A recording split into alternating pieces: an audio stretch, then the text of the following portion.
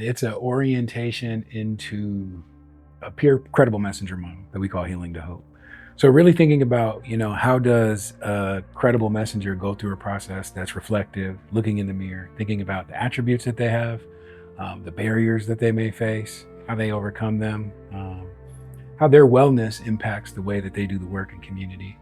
Putting them through a training where they think about outreach and engagement to where they can go into the community, see what the needs are, and then engage those young people, but also giving them and equipping them with the resources and the funding to be able to provide that service for those young people who are connected to different community groups, gangs, just any kind of negative environment where they might be getting into trouble.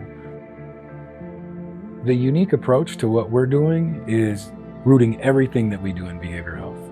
Everything that we do is rooted in the wellness of that young person. I think you can build a relationship, right? And you can take somebody as far as you've gone.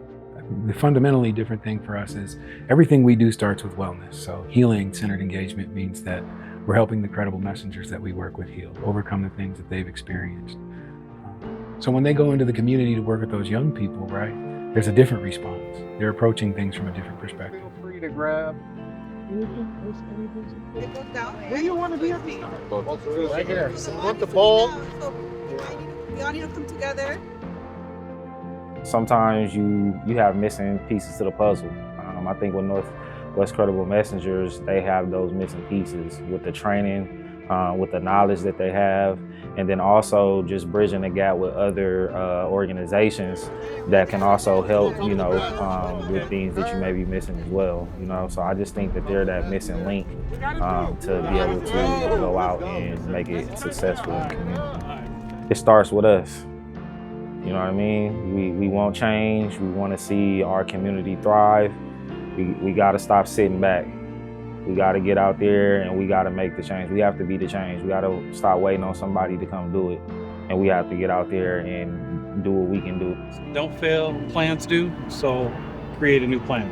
So Timmy being the ball, he wasn't filming, we were filming. So we need to create a plan as a group, a new plan that helps our families and youth be more successful. It's for us, the ones who have made it out, the ones who had a different path. You need to go reach back, put a hand back on your community, on the youth in your community, and show them there is a way to get it, and this is how you can do it. I'm gonna give you options to it. The options are limitless, but we have to kind of like spread some of that awareness for them and lead them along the way. I'm just a vessel.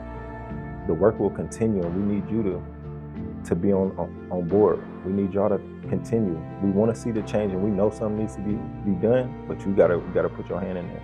You gotta be willing to do the frontline stuff. You want to see the change, you gotta be the change.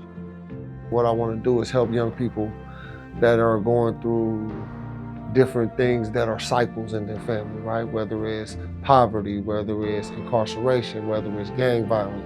Just try to show them something different. Let them be the first in their family to break that cycle of what their family's been going through for generations. What we do is just, give them an outlet. Be there for them, love on them, lead them in the right direction.